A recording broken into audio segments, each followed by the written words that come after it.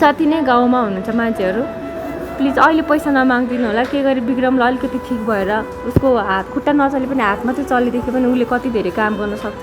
अझै हामीले पनि भनिरहेको छ। अस्ति भर्खर हामी यहाँनिर ग्रिन सिस्टममा यहीँनिर आउँदाखेरि विक्रमको इन्डोस्कोपी गर्न आएको थियो। अल्सर बल्झ्यो कि भनेर पेट दुखेको थियो। अनि आउँदाखेरि चाहिँ यहाँनिर एउटा दाइ भेट भएको थियो। त्यो दाइले मेरो दोहोरीमा काम गर्नु भनेर भन्नुभएको थियो होइन। अब अहिले सक्दैन हामीले। अब विक्रमलाई अलिकति दुःख कम हुने बित्तिकै विक्रमलाई हामीले त्यहाँनिर काम गर्ने भनेर हामीले सोचेको थियौँ। अब पछि अब के हुन्छ सायद धेरै उठ्यो भने चाहिँ हामी पैसा उहाँहरूको ऋण तिर्दिन्छौँ। त्यही भनेर अब पैसा नमाग्दिनु होला अहिले है।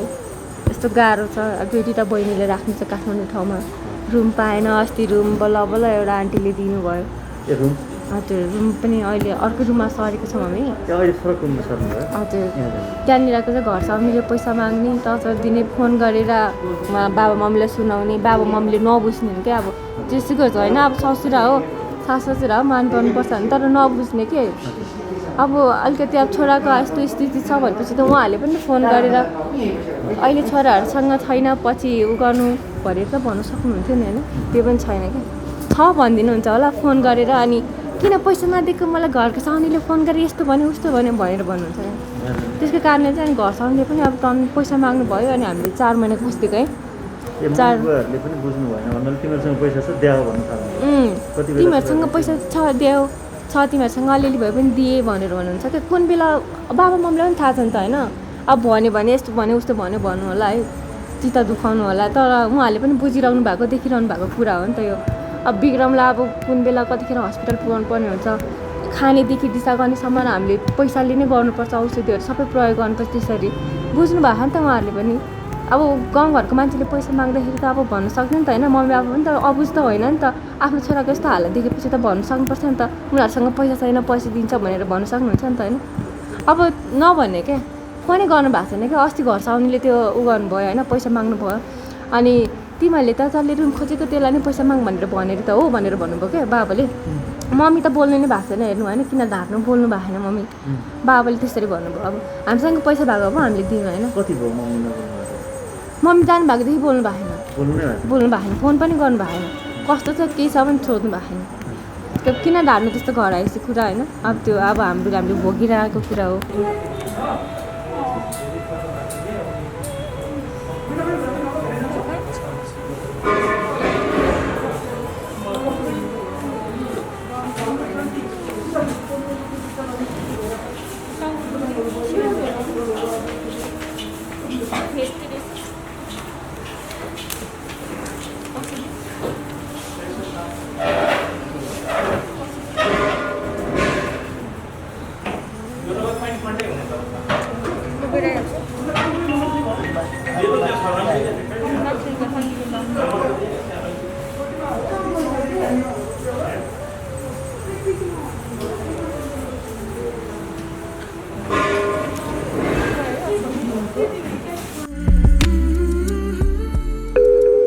वाइट नेपाल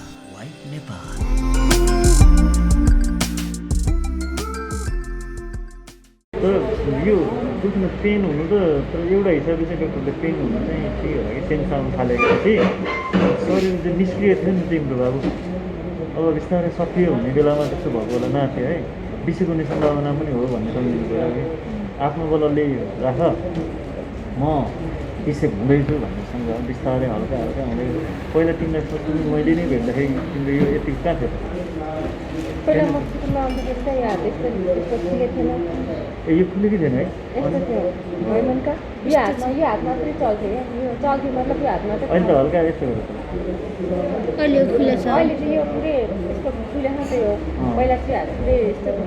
त्यही त पुरै जस अब झ्याप्पो सिकेरै हुनलाई त मिराकलै हुनु पऱ्यो कि नि। तर बिस्तारै हल्का अब यस्तो हो कि एउटा कुरो चाहिँ के ध्यान दिनु पऱ्यो भने यो छ नि यतिकै झ्याउ लाग्यो कि भनेर बस्नु भएन कि। उसले नमाने पनि उसलाई उठाउने चलाउने होइन। उसलाई चाहिँ एक्सर्साइज गराउने कि यो जति सक्यो थेरापी हो कि त्यो एक्सर्साइज गर्नु। अब जति शरीरलाई हामी पनि सुतिरह्यो भने खुट्टा झम्झमाउँछ अनि निदाउँछ नि होइन।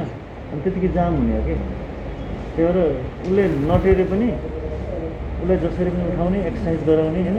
एकदम धेरै एक्सर्साइज गर्नु तिमीहरू तिनजना छ नि त मनसँग होइन दुईजना एक्सर्साइज गरेर राख्नु पर्यो आफैलाई प्रयास गराउनु कि अब उसलाई अलिकति उसको एउटा प्रब्लम के हो भने उसलाई सम्झाउँदा खालि मालिस मात्रै सम्झेर बस्नु भएन आफूले एक्सर्साइज गर्नु पऱ्यो सक्दाखेरि अहिले त दुखेको यहाँ दुखेको छ त्यसरी हो यता पनि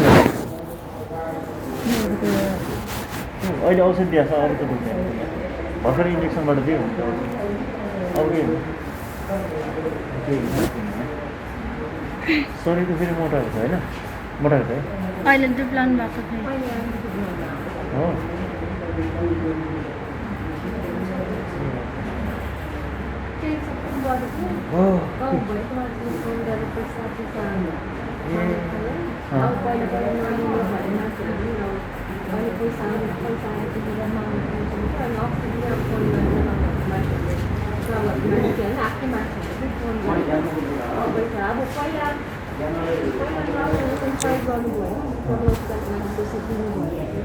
पैसा दिनुभयो अनि पछि हामीले चाहिँ अब हामीले मतलब अब बाबाले ससुरा बाबाले चाहिँ अनि हाम्रो सोझी पनि भन्नुभएको थियो अब यस्तो यस्तोले सहयोग गरेको थियो अब उनीहरूले चाहिँ पैसा अब नलिने होस् अब विक्रमलाई सहयोगको लागि होस् भनेर त्यस्तो भन्नुभएको थियो भनेर भन्नुभएको थियो होइन अहिले चाहिँ अब अहिले चाहिँ पैसा आएको देखेर चाहिँ अनि फोन गरेर पैसा माग्ने त्यस्तो गर्नुभएको छ अनि हामीले भन्छौँ कि अब उनीहरूलाई पैसा चाहिएको थियो भने पहिल्यै सहयोग गर्ने बेला किन विक्रमलाई त्यो हेल्प भयो हाम्रो तर्फबाट अब हामी माग्दिनँ भनेर पहिला किन भन्नु होइन दुइटा मुख किन गर्नु त नि अहिले बिचमा आएर यस्तो मान्छेलाई पनि यस्तो दिने हो के टेन्सन दिने हो त नि प्रेसर भएको होला यो कस्तो भयो भने भनेपछि चाहिँ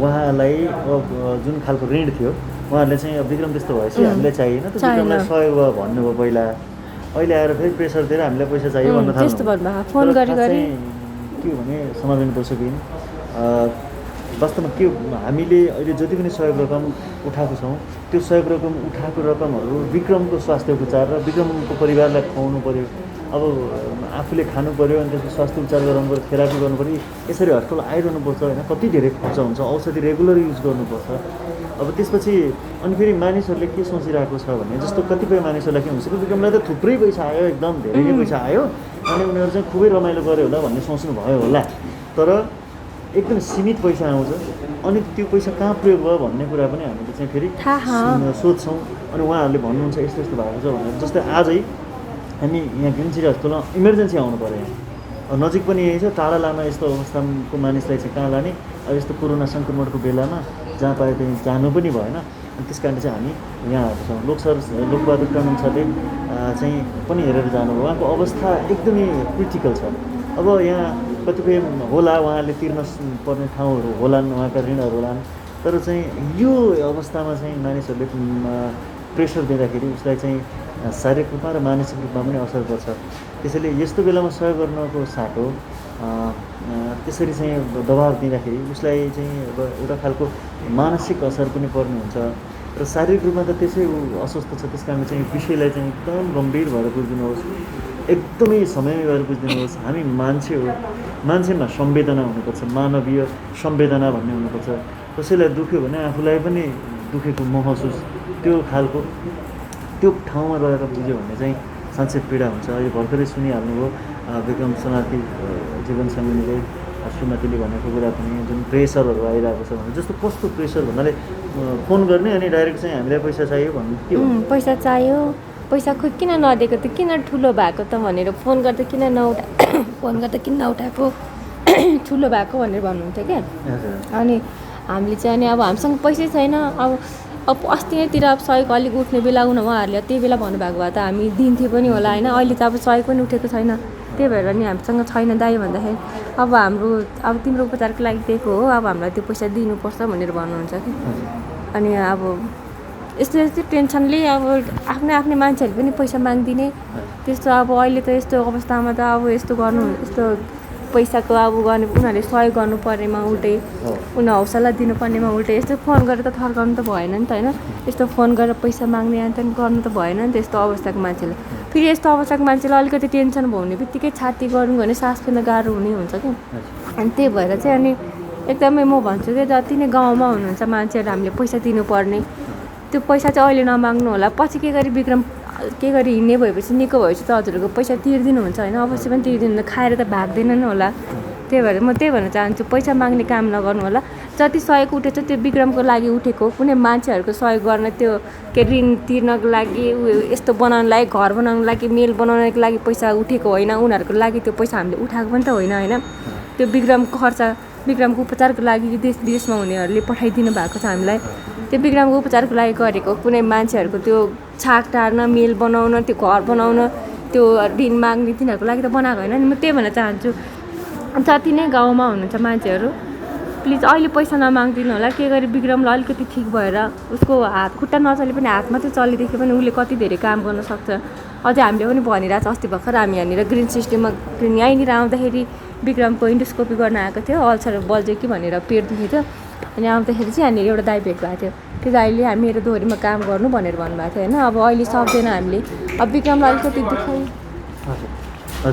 दुःख कम हुने बित्तिकै विक्रमलाई हामीले त्यहाँनिर काम गर्ने भनेर हामीले सोचेको थियौँ।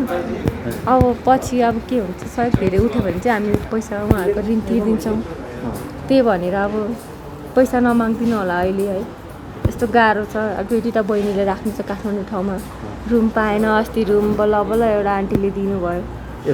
हजुर, रुम पनि अहिले अर्को रुममा सरेको छौँ हामी। हजुर, त्यहाँनिरको चाहिँ घर स्वामीले पैसा माग्ने, टचर दिने, फोन गरेर बाबा मम्मीलाई सुनाउने, बाबा मम्मीले नबुझ्ने क्या। अब जेसुकै होस् होइन, अब ससुरा हो, सास ससुरा हो, मान गर्नुपर्छ भने, तर नबुझ्ने के।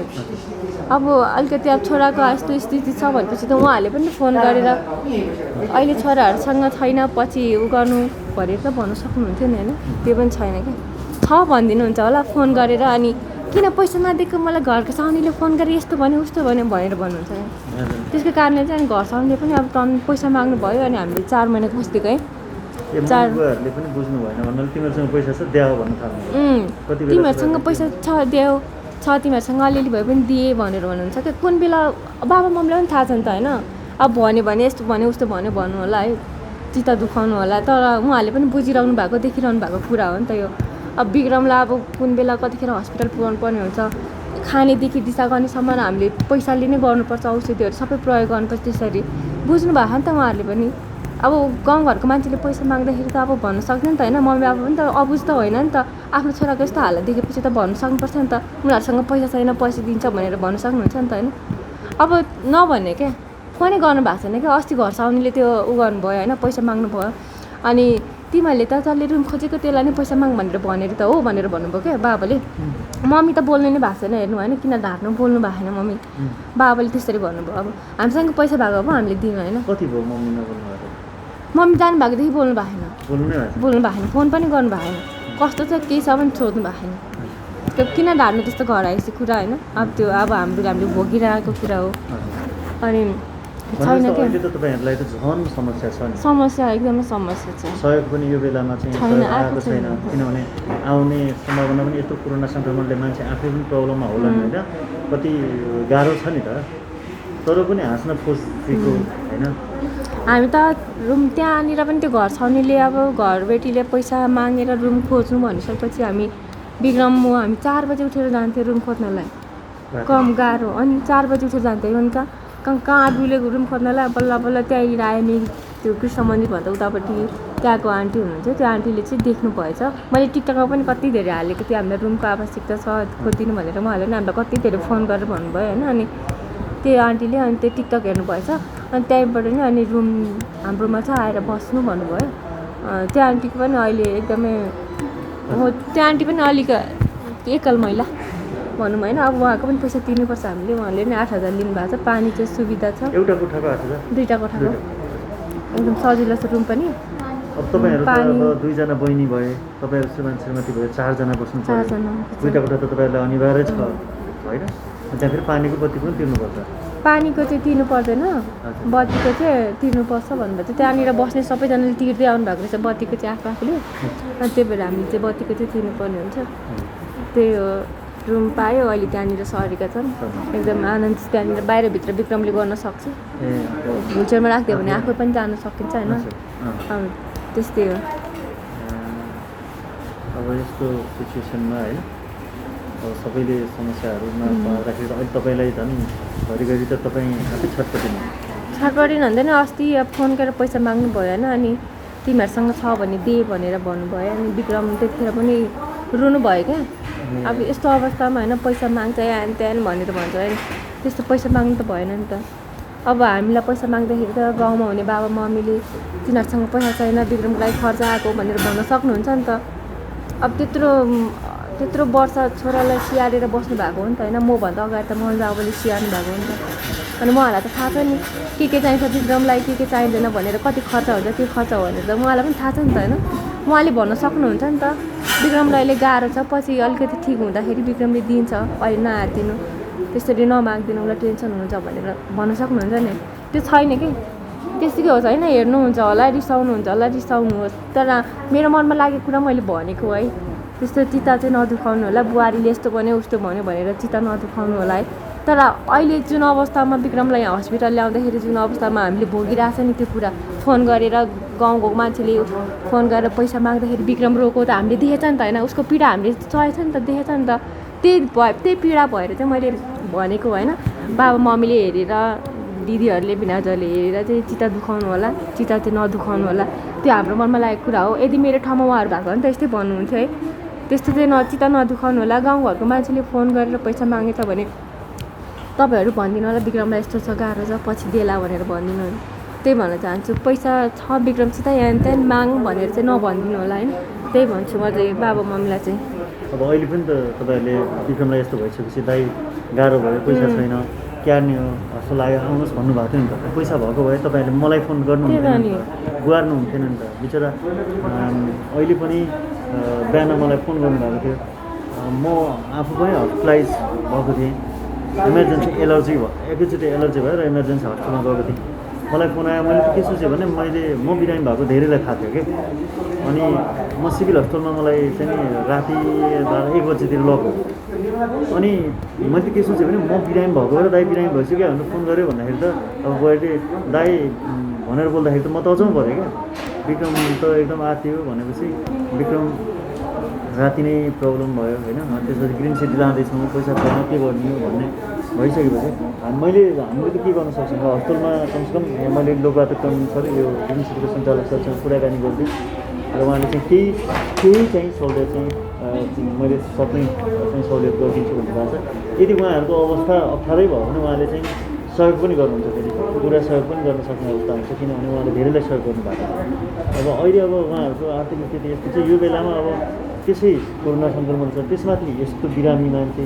त्यसमाथि चाहिँ हरेकचोटि यहाँ लिएर आउनुपर्छ घरमा चाहिँ नि अब साना बहिनीहरू छन् आफू त्यसरी मान्छे मात्रै भयो गाह्रो छ बुवा पनि अहिले गाउँमा हुनुहुन्छ यो अवस्थामा चाहिँ यस्तो स्थितिमा चाहिँ प्लिज संवेदना बुझेर चाहिँ उहाँलाई चाहिँ मानसिक पीडा दिने काम चाहिँ नगरिदिनु होला त्यही भन्छ अहिले हल्का के भन्छ हल्का भन्छ त्यो औषधि लाग्छ दुख्न कम भएछ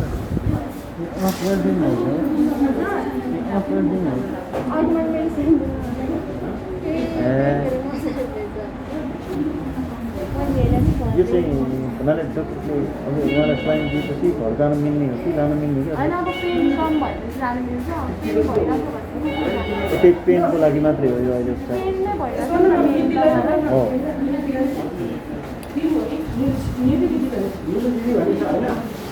अहिले दुखाइ कम भएको छैन अहिले त्यो औषधि दिँदाखेरि पनि दुखाइ कम भएन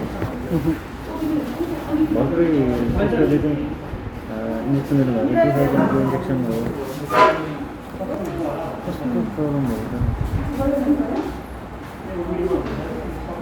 दुखाइले नै टेन्सन डक्टरले होइन त्यो औषधि इन्जेक्सनबाट पनि औषधि दिएको छ कि तिम्रो पेन किलर दिएको यहाँकोदेखि त त्यो एउटै मात्रै दिएको जस्तै लागिरहेको छ मलाई त दुखाइ नै कम हुँदैन अस्ति पनि यहाँ यस्तोमा दुख्यो भनेर यहाँ इन्डोस्कोपी गर्न आएको थियो कि त्यतिखेर पनि इन्डोस्कोपी गरेर गएँ इन्डोस्कोपी गरेको ग्यास्ट्रिक रहेछ है अल्सरको औषधि सक्यो अल्सर चाहिँ रहेनछ ग्यास्ट्रिकले चाहिँ दुखिरहेको रहेछ त्यो बेला पनि बेसरी पेट दुख्दैन रातभरि एकचोटि उता नक्कुतिर गएको थिएँ मेडिसिटीमा हुँदाखेरि चाहिँ अल्सरै रहेछ ए हो अल्सरै भएर अनि त्यहाँनिर अहिले अल्सर बेसी भयो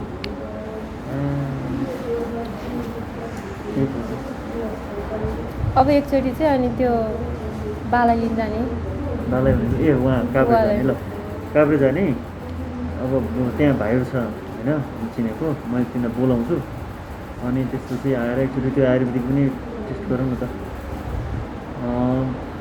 त्यसपछि एकचोटि त्यो पनि घरै बरु तिमीलाई 2-3 दिन राखेर हुन्छ कि होइन लिन आउनु भन्नुभएको थियो अनि मेरो चाहिँ यहाँनिर लिन मलाई लिएर जाने मान्छे कोही छैन भन्ने हुनु थियो अनि जस ल्याउने मान्छे अब यस्तो बेलामा फेरि अब सङ्क्रमणको बेलामा अब जहाँ पाए त हिँड्नु पनि पाउँदैन माई होइन अब फेरि अर्को जिल्ला भयो त्यहाँबाट यो जिल्लामा आउँदाखेरि फेरि होइन काठमाडौँ छिर्न पनि गाह्रो हुन्छ नि त फरक जिल्लामा प्रवेश गर्न गाह्रो छ सबै कुराहरू हेरेर चेक गरेर आउने हो त्यो विषयमा बुझेर अनि त्यसपछि उहाँलाई पनि लिएर आउला नि फोन आएको जस्तो लाग्यो हजुर हो फोन आएको छैन